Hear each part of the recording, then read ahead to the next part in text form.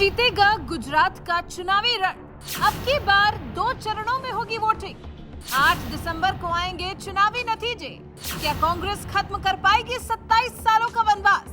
क्या गुजरात में फिर से खिलेगा कमल या फिर आम आदमी पार्टी को मिलेगा मौका? अब की बार गुजरात के दिल में क्या है? गुजरात चुनाव पर आचार्य मयंक शर्मा जी की भविष्यवाणी देखिए सिर्फ धर्म ज्ञान पर। नमस्कार, धर्म ज्ञान से मैं कविता राणा, मेरे साथ आचार्य मयंक शर्मा जी। धन्यवाद कविता जी। सभी दर्शकों का सादर अभिनंदन और हार्दिक स्वागत है। गुजरात विधानसभा चुनाव का ऐलान हो चुका है। जी हाँ, इस बार प्रदेश के चुनाव 2 चरणों में होने वाले हैं। 1 दिसंबर को और 5 दिसंबर को और ठीक 8 दिसंबर को चुनावी नतीजे सामने आएंगे। गुजरात जो कि बीजेपी का गढ़ कहा जाता है, हमारे देश के प्रधानमंत्री नरेंद्र मोदी जी का गढ़ कहा जाता है, क्योंकि यहाँ पिछले 27 सालों से बीजेपी की बादशाहित कायम है पूरी तरह से। 1995 से यहाँ से बीजेपी को कोई हरा नहीं पाया है। कांग्रेस इन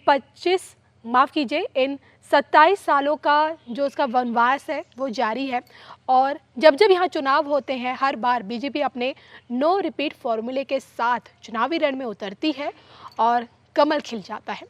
और इस बार गुजरात का चुनाव बड़ा ही दिलचस्प होने वाला है, क्योंकि इस बार त्रिकोण मुकाबला है। एक तरफ मोदी जी की सेना है, दूसरी तरफ कांग्रेस और तीसरी तरफ आप पार्टी भी पहली बार गुजरात का चुनाव लड़ने वाली है। और ऐसे में इस बार गुजरात का रण, गुजरात की चुनावी जंग कौन जीत पाएगा, क्या कहती है आचार्य मयंक शर्मा जी की भविष्यवाणी, आज ये हम आपको बताएंगे। सबसे पहले मयंक जी बात करते हैं बीजेपी को लेकर। पिछले 2 दशक से बीजेपी मोदी जी के चेहरे के सहारे गुजरात का चुनाव लड़ रही है और जीतती आ रही है, और इस बार भी मोदी जी के चेहरे को बनवाने की खूब कोशिश है। लेकिन इस बार परिस्थितियाँ काफ़ी अलग है। पहली बात तो एंटी इनकम्बेंसी वाला चक्कर, दूसरी बात यह है कि चुनाव से पहले ही कुछ ही महीनों पहले ही विजय रूपाणी की जगह भूपेंद्र भाई पटेल को वहाँ का दोबारा मुख्यमंत्री बना देना। और अब क्या लगता है आपको कि इस बार जिस तरह से बीजेपी ने अपनी पूरी ताकत झोंक रखी है, 99 सीटें 2017 में उसने यहाँ पे हासिल की थी, इस बार क्या जीत पाएंगे मोदी जी के चेहरे के साथ? मोदी ब्रांड फिर से बीजेपी को जिता पाएगा गुजरात? देखिए, उसके लिए हमें हमने समीकरणों को टटोला है। बहुत सी भाजपा की कुंडली भी बना के देखी है। गुजरात की कुंडली क्या कहती है जी, और कांग्रेस की कुंडली क्या कहती है, और जो वहाँ अभी मुख्यमंत्री हैं भूपेंद्र भाई पटेल, उनके नाम राशि के अनुसार उनके ग्रह नक्षत्र क्या कहते हैं, और जिस समय चुनाव हो रहा है सबसे इम्पोर्टेंट चीज, जैसे आपने बताया कि 1 दिसंबर और 5 दिसंबर को चुनाव होगा, उस दिन ग्रह स्थिति क्या कह रही है गुजरात की जी, ये भी बड़ा इंपॉर्टेंट रहेगा।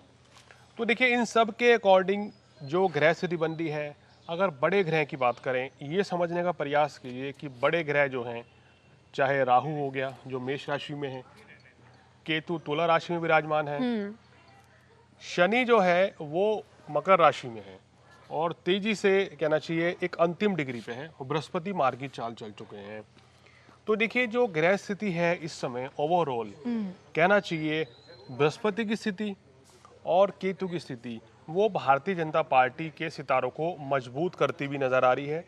यानी कि भाजपा का जो हम एक ग्राफ देख रहे हैं, जो वहाँ पर इलेक्शन होने वाला है, उसमें सितारों की स्थिति के अकॉर्डिंग भारतीय जनता पार्टी बहुत अच्छा प्रदर्शन इस चुनाव में करती हुई नजर आ रही है पिछले चुनाव के मुकाबले। तो ये ग्रह स्थिति बनती है, और जो मुख्यमंत्री हैं उनके ग्रह नक्षत्र कह रहे हैं और भाजपा के ग्रह नक्षत्र भी ये कह रहे हैं कि काफ़ी चीज़ें भाजपा के पक्ष में रहेंगी, और भाजपा जो है निश्चित रूप से अच्छी सीटें इस बार वहाँ जीतने जा रही हैं। तो यानी कि एक बड़ा फायदा बृहस्पति और केतु के चलते भारतीय जनता पार्टी को होने वाला है। जनता की जो सोच है वो भाजपा के पक्ष में अभी भी है, और चुनाव के टाइम पे भी वो यथावत बनी रहेगी। कोई बड़ा परिवर्तन जनता की सोच में वोट देते हुए भी नहीं आएगा, कोई चेंज नहीं आने वाला है। मयंक जी, आपकी इसी भविष्यवाणी से एक सवाल ये ज़रूर उठता है कि अगर बीजेपी फिर से वहाँ जीत जाती है और कमल खिलता है, तो क्या लगता है, क्या भूपेंद्र भाई पटेल ही गुजरात के अगले मुख्यमंत्री होंगे? देखिए, जिस तरह की ग्रह स्थिति उनकी बना रही है, तो मुझे तो संकेत लग रहा है कि उनके धनु राशि के होने के कारण, क्योंकि शनि का प्रभाव इनके ऊपर से हट चुका है तकरीबन, तो कहीं ना कहीं इन्हीं के सितारे बलवान नजर आ रहे हैं, इन्हीं के चेहरे पे चुनाव लड़ाया जा रहा है। तो मुख्यमंत्री पद की जो दावेदारी है वो इन्हीं के ऊपर सबसे ज्यादा रहेगी, यानी कि ये प्रबल दावेदार रहेंगे और इनके सितारे इस ओर इशारा भी कर रहे हैं। हालांकि देखिए यहाँ कांग्रेस को भी कम भापा नहीं जा सकता है, क्योंकि देखिए कांग्रेस की तरफ से एक तरफ जिग्नेश मेवानी है और दूसरी तरफ जगदीश जो उनके दूसरे नेता हैं। मैं आपसे जानना चाहूँगी कि क्या लगता है आपको, क्या पिछली बार जिस तरह से कांग्रेस ने भाजपा को कड़ी टक्कर दी और 99 सीटों पे ही इन्हें रोक दिया था, क्योंकि जीत से बहुमत के आंकड़े से सिर्फ 3-4 सीटें ही ज़्यादा भाजपा लेकर आ पाई, इस बार कांग्रेस वैसे ही टक्कर जो 17 में इन्होंने भाजपा को दी थी वैसी टक्कर दे पाएगी इस बार के 22 के चुनाव में? 2017 की जो फाइट थी कविता जी, वो ऐसी क्लोज फाइट थी।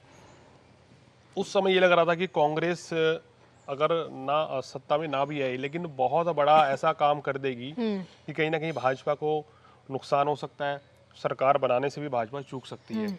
तो उस समय जो वो माहौल था, जो परिस्थिति थी वहाँ, जो आंदोलन हुए थे, उसके कारण जो है वो भाजपा की छवि जो है थोड़ी खराब जरूर हुई थी, पाटीदार आंदोलन के चलते। बिल्कुल।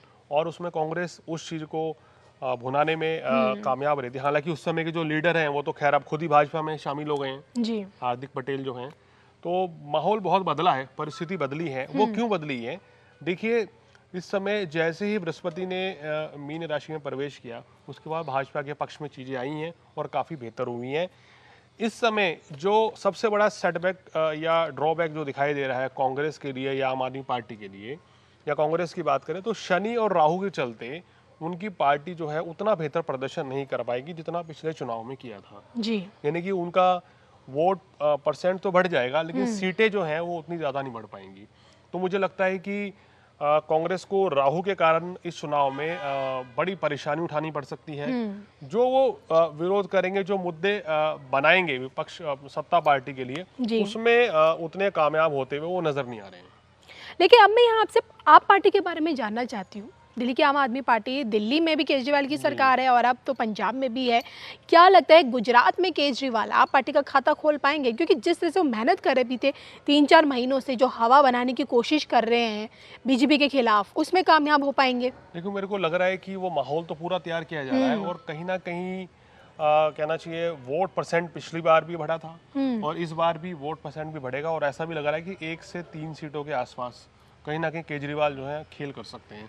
लेकिन वो इतना बड़ा खेल नहीं होगा कि सरकार बनाने में वो कहीं ना कहीं ये कि भाई योगदान दे दें या उनके बिना सरकार ना बने, ऐसी परिस्थिति नहीं बनेगी। लेकिन हाँ, पहले से ज़्यादा बेहतर प्रदर्शन ये है कि वहाँ आम आदमी पार्टी कर सकती है और राहु का फायदा, राहु ग्रह के मेष राशि में होने के कारण अरविंद केजरीवाल को इसका फायदा मिल सकता है। लेकिन जिस तरह के दावे पार्टी की तरफ से किए जा रहे हैं कि पार्टी बहुत सीटें लाएगी, सरकार भी मिलजुल के भी सरकार बना लेंगे या ये सब चीजें, वो कोई उस तरह की परिस्थिति, उस तरह की कहना चाहिए स्थितियां बनती भी बिल्कुल भी नजर नहीं आ रही हैं। मैं जी, देखिए, लोग आपसे ये भी जानना चाह रहे होंगे सीटों को लेकर क्या लगता है 99 सीटों से ज्यादा इस बार भाजपा 22 में ला पाएंगी 182 सीटों के इस खेल में? आप सही कह रहे हैं और अभी गुजरात से बहुत से फोन आ रहे हैं हमारे पास और फोन आने शुरू हो गए हैं कि सर हमारे राज्य में क्या रहने वाला है, क्या परिस्थिति बन रही है, क्या भाजपा फिर से आ रही है या कांग्रेस आ जाएगी या आम आदमी पार्टी कोई बड़ा खेल करने वाली है। तो देखिए, अगर सीटों की बात करें, जो ग्रहों की गणना कह रही है भारतीय जनता पार्टी काफी बेहतर प्रदर्शन करेगी और ऐसा लग रहा है कि 115 से लेके 135 सीटों के बीच में भारतीय जनता पार्टी को सीटें लानी चाहिए और कांग्रेस की सीटें पिछली बार जितनी सीटें आई तो उससे कुछ कम ही होती हुई नजर आ रही हैं।